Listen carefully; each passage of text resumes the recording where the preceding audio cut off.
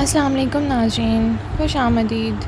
آج کا موضوع انتہائی اہم ہے۔ کیا پاکستان اور بھارت ایک بار پھر جنگ کے دوراہے پر کھڑے ہیں؟ کیا مودی سرکار کا بیانیہ دنیا کے سامنے بے نقاب ہو چکا ہے؟ اور خواجہ آصف نے ایسا کیا کہہ دیا جو بھارت کے سیاسی حلقوں میں زلزلہ بن کر گرا؟ ناظرین، خواجہ آصف کا حالیہ بیان نہایت سنجیدہ نوعیت رکھتا ہے۔ انہوں نے کہا ہے کہ جو بیانات نریندر مودی دے رہے ہیں ان سے تو یہی لگتا ہے کہ جنگ ابھی ختم نہیں ہوئی بلکہ اس کے بادل اب بھی منڈلا رہے ہیں۔ ناظرین، انہوں نے واضح طور پر کہا ہے کہ مودی اور اس کے چند شدت پسند ساتھی ہندوتوا کی آئیڈیالوجی کو عملی جامہ پہنانے کے لیے کسی بھی حد تک جا سکتے ہیں، اور یہ سب کچھ صرف اپنے کھوئے ہوئے سیاسی مقام کو واپس حاصل کرنے کے لیے کیا جا رہا ہے۔ ناظرین، خواجہ آصف نے زور دیتے ہوئے کہا کہ مودی نے عملاً سرنڈر کر دیا ہے۔ راہل گاندھی نے ان کا نام نریندر سرنڈر رکھ دیا ہے اور بھارت میں یہ نام اب ایک حقیقت بن چکا ہے۔ یہ محض سیاسی بیان نہیں تھا بلکہ ایک گہری شکست کا اعتراف ہے جو خود بھارتی اپوزیشن کی جانب سے کیا گیا ہے۔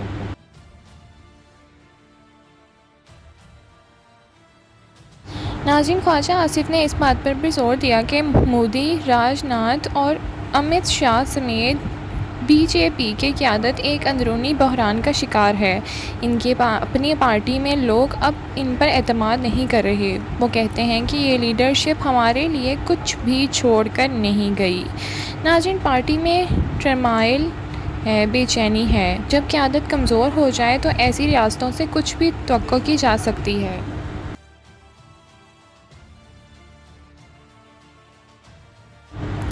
پاکستان کی موجودہ معاشی صورتحال پر بات کرتے ہوئے خواجہ آصف نے اطمینان کا اظہار کرتے ہوئے کہا کہ آج ہماری مارکیٹ 121 پر پہنچ چکی ہے، معیشت بحالی کی جانب گامزن ہے اور بین الاقوامی ادارے ہماری کارکردگی پر اعتماد کا اظہار کر رہے ہیں۔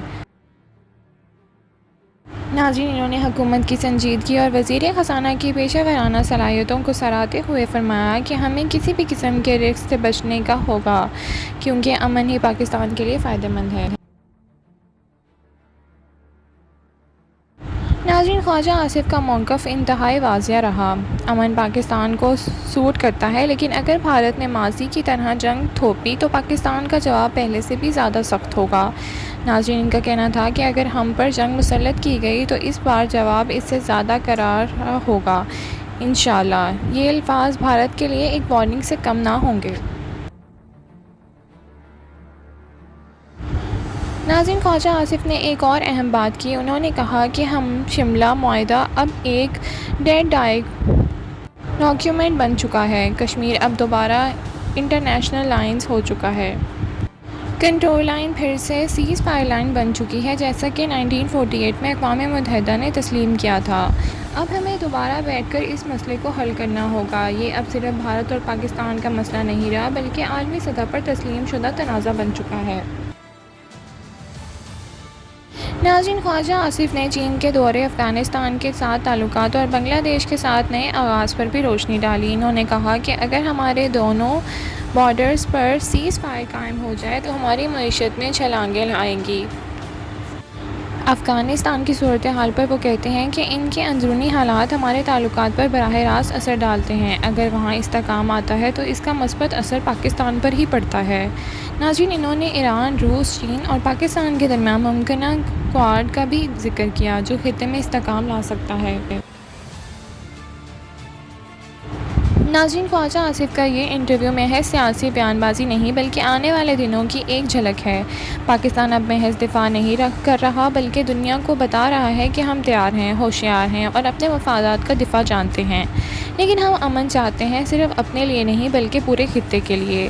ناظرین، اگر آپ کو یہ ویڈیو معلوماتی اور بصیرت افروز لگی تو لائک اور سبسکرائب ضرور کریں اور کمنٹس میں ہمیں بتائیں کہ آپ کو کیا لگتا ہے، کیا بھارت واقعی جنگ کی طرف بڑھ رہا ہے یا مودی اپنی ناکامیوں سے توجہ ہٹانے کے لیے سب کر رہا ہے۔ ویڈیو اچھی لگی ہے تو لائک کرنا نہ بھولیں۔ Thank you for watching. اللہ حافظ۔